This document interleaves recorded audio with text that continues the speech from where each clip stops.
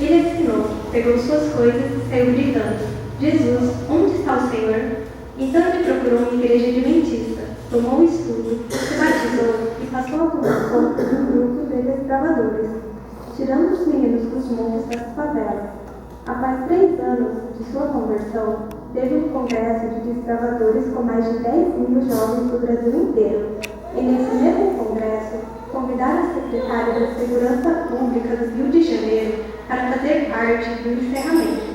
Ele, no seu discurso de agradecimento, disse: "Esse homem foi o maior inimigo da polícia do Rio. Hoje, ao contrário, é um dos poucos homens que sobem os morros e favelas para evangelizar as crianças e tirá-las das drogas."